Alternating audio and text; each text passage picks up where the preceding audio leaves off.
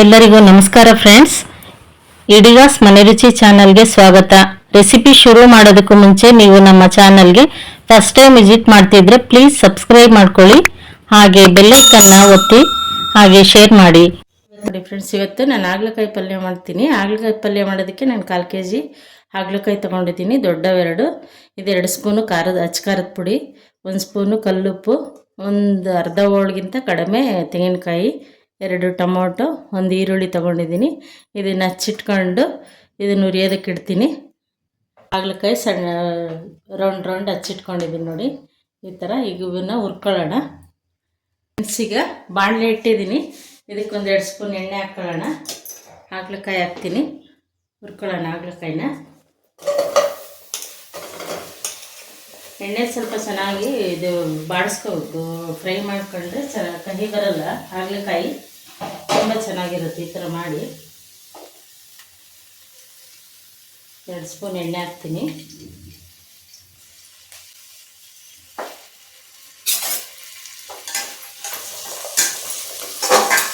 ಇದನ್ನು ಸ್ವಲ್ಪ ಫ್ರೈ ಮಾಡ್ಕೋಬೇಕು ಚೆನ್ನಾಗಿ, ಬೆಂಡೆಕಾಯಿ ಉರಿತೀವಲ್ಲ ಆ ರೀತಿ ಫ್ರೈ ಮಾಡ್ಕೋಬೇಕು ಇದನ್ನು.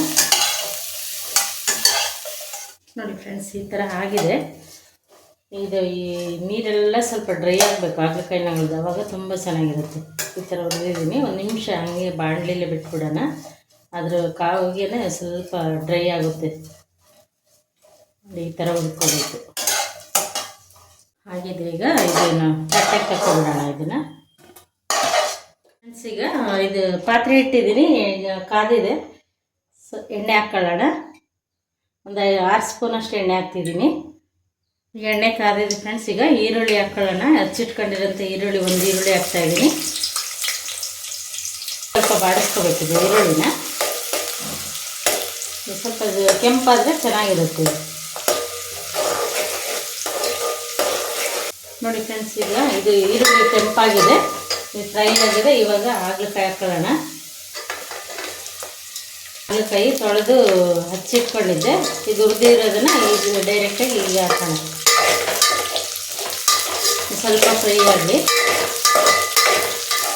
ಇವಾಗ ಹಚ್ಚಿಟ್ಕೊಂಡಿರೋಂಥ ಟೊಮೊಟೊ ಹಾಕ್ತಾಯಿದ್ದೀನಿ. ಇದೇನು ಜಾಸ್ತಿ ಫ್ರೈ ಆಗಂಗಿಲ್ಲ, ಆಗಲೇ ಬಾಣಲೆಲಿ ಹುರ್ಕೊಂಡಿದ್ದೀವಲ್ಲ.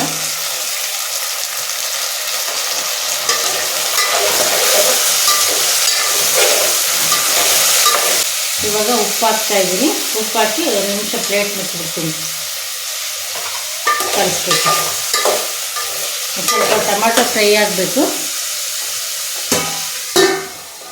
ಈಗ ನೋಡಿ ಫ್ರೆಂಡ್ಸ್, ಈಗ ಟೊಮೊಟೊ ಎಲ್ಲ ಸ್ವಲ್ಪ ಫ್ರೈ ಆಗಿದೆ. ಇದು ಈ ಥರ ಎಣ್ಣೆ ಒಳಗೆ ಸ್ವಲ್ಪ ಫ್ರೈ ಆದರೆ ಚೆನ್ನಾಗಿರುತ್ತೆ ಹಾಗಲಕಾಯಿ.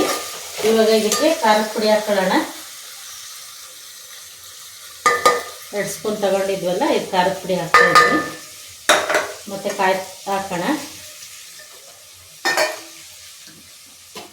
ನಮ್ಗೆ ಇವಾಗ ನೀರು ಎಷ್ಟು ಬೇಕೋ ನೋಡ್ಕೊಂಡು 1-2 ಲೋಟದಷ್ಟು ನೀರು ಹಾಕೋಣ. ಇದು ಇವಾಗ ಬೇಯ್ಕೊಳ್ಳಿ ಸ್ವಲ್ಪ.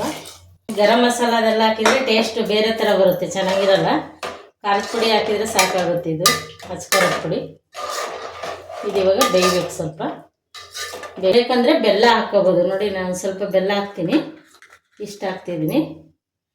ನೀವು ಬೇಕಾದರೆ ಹಾಕ್ಕೋಬೋದು, ಇಲ್ಲಾಂದರೆ ಸ್ಕಿಪ್ ಮಾಡ್ಕೋಬೋದು.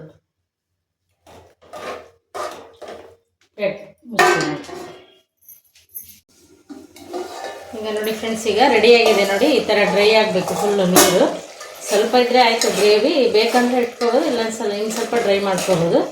ಇವಾಗ 1 ಪೀಸ್ ತೆಗೆದು ನೋಡೋಣ.